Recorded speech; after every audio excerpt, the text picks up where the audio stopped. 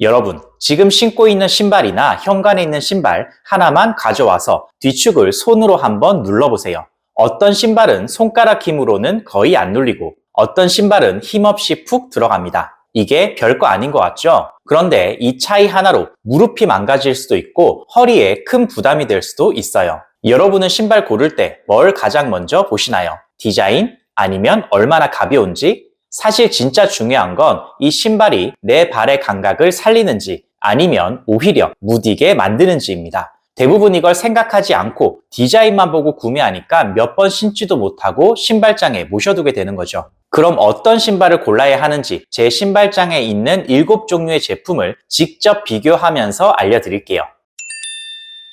이제 제 신발로 직접 보여드릴게요. 확인할 건 딱 4가지입니다. 첫 번째, 신발의 뒤축 힐 카운터. 우리가 신발을 신었을 때 발 뒤꿈치부터 복숭아 뼈까지 받쳐주는 부분, 이걸 힐 카운터라고 합니다. 이게 왜 중요하냐면요. 우리가 걸을 때 발목이 양옆으로 꺾이지 않도록 딱 잡아주는 역할을 하거든요. 이 신발처럼 힐 카운터가 푹 눌리고 너무 가벼우면 걸을 때마다 발목이 흔들리고 이 충격이 다리뼈를 타고 무릎까지 올라갑니다. 많은 분들이 가벼운 신발 찾으시죠? 그런데 무게를 줄이려고 이 부분을 너무 부드럽게 만드는 경우가 있어요. 운동선수처럼 균형 감각이 좋으면 괜찮을 수 있지만 50대 이후부터는 이 부분이 단단한 신발이 무릎 건강에 훨씬 좋습니다. 두 번째, 신발 밑창의 쿠션입니다. 대부분은 푹신할수록 관절에 좋다 이렇게 알고 계시는데요. 실제 연구에 따르면 너무 두껍고 푹신한 밑창은 발바닥이 땅의 정보를 제대로 느끼지 못하게 합니다. 그래서 푹신한 신발을 신었을 때 균형을 잃을 확률이 2배 이상 높아진다고 하는데요. 단순히 밑창 쿠션이 나쁘다는 게 아니에요. 문제는 과도한 두께와 푹신함입니다. 발바닥 감각이 차단되면 뇌가 균형을 제대로 못 잡아요. 마치 두꺼운 장갑을 끼고 작은 물건을 잡으려고 하는 것처럼요. 그래서 중요한 건 발이 땅의 느낌을 어느 정도 느끼면서 동시에 충격도 흡수해주는 적당한 밑창입니다. 엄지손가락 한 마디 정도 두께에 손으로 눌렀을 때 살짝 들어가는 이 정도가 딱 좋습니다. 세 번째, 신발 밑창의 접지력입니다. 비 오는 날 아무 신발이나 신고 나갔다가 횡단보도 앞에서 쭉 미끄러진 경험 한 번쯤 있으시죠? 안전을 위해서라도 이 신발 밑창은 꼭 확인하셔야 합니다. 흙이나 이물질이 잘 빠져나갈 수 있도록 깊고 넓은 홈이 있어야 하고요. 동시에 칼집처럼 새겨진 미세한 홈도 필요합니다. 소재는 너무 딱딱하지 않은 부드러운 고무 소재가 좋습니다. 이렇게 깊고 넓은 홈과 미세한 홈이 함께 있는 신발이 접지력이 좋고요.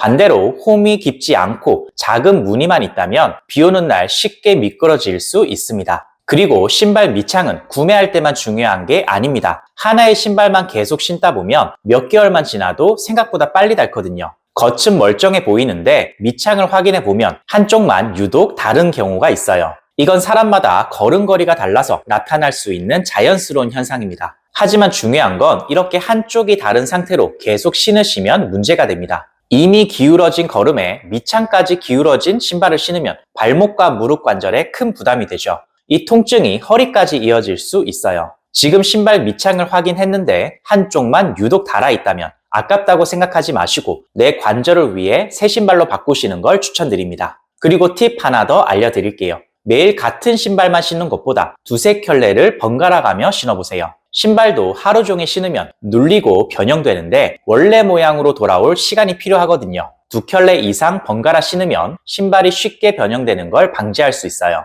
네 번째, 신발의 앞코 공간입니다. 신발 앞부분을 보면 발가락이 위치하는 공간이 있죠. 이 앞코 부분이 굉장히 중요해요. 발가락이 자연스럽게 펴질 수 있는 넓이가 확보되어야 합니다. 앞코가 뾰족하고 좁은 신발은 발가락이 땅을 움켜쥐지 못하게 하고 발의 작은 근육들을 점점 약하게 만듭니다. 시간이 지나면서 발은 스스로 균형을 잡는 능력을 잃고 신발 모양에만 의지하게 되죠. 이렇게 발 근육 기능이 점차 약해지면 50대 이후에는 자칫 넘어져서 크게 다칠 위험도 높아질 수 있습니다. 이제 좋은 신발을 고르는 테스트 방법을 알려드릴게요. 매장 갔을 때 딱 3가지만 확인해 보세요. 첫 번째, 힐 카운터 강도를 확인하세요.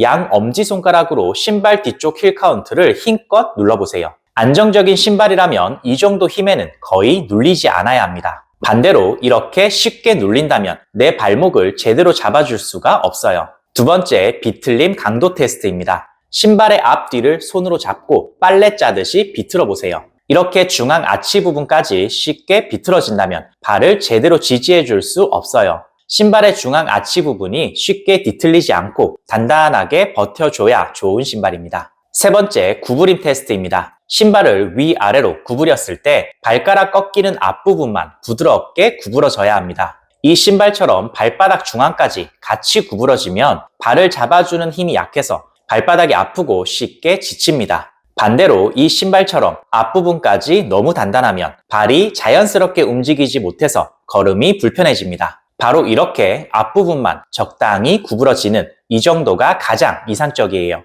참고로 오늘 말씀드린 기준에 부합하는 신발들이 생각보다 많이 있습니다. 뒤축이나 밑창 구조가 비교적 안정적인 운동화도 있고요. 관심 있으신 분은 영상 설명란에 기준에 맞는 제품 몇 가지 남겨두겠습니다. 가볍게 참고만 해보세요. 시니어 튼튼 생활. 핵심 내용 정리해 드릴게요. 신발 고를 때는 이 기준들만 기억하시면 됩니다. 먼저 신발의 뒤축, 힐 카운터는 이런 무른 제품보다 이렇게 단단한 제품이 좋습니다. 신발의 밑창 쿠션은 너무 두껍거나 푹신한 것 말고 엄지손가락 한 마디 정도 두께에 눌렀을 때 살짝 들어가는 정도가 딱 좋습니다. 신발 밑창은 넓고 깊은 홈과 미세한 홈이 함께 있어야 합니다. 반대로 홈이 너무 얕거나 작은 무늬만 있는 밑창은 피하세요. 그리고 밑창을 확인했을 때 한쪽만 유독 닳아있다면 관절 건강을 위해서 다른 신발로 교체하시는 게 좋습니다. 마지막으로 신발 아코는 너무 좁거나 뾰족하지 않아야 합니다. 발가락이 자연스럽게 펴질 수 있는 넓이가 확보되어야 좋습니다. 매장 갔을 때 1분 만에 확인할 수 있는 테스트 방법도 간단하게 정리해 드릴게요. 신발 뒤축 힐 카운터를 양 엄지손가락으로 눌러도 단단하게 버티는 게 좋습니다. 이렇게 힘없이 무른 제품은 아무리 가벼워도 좋은 게 아니에요. 신발을 빨래 짜듯이 비틀어도 중앙 아치 부분이 단단하게 버텨주는 게 좋아요.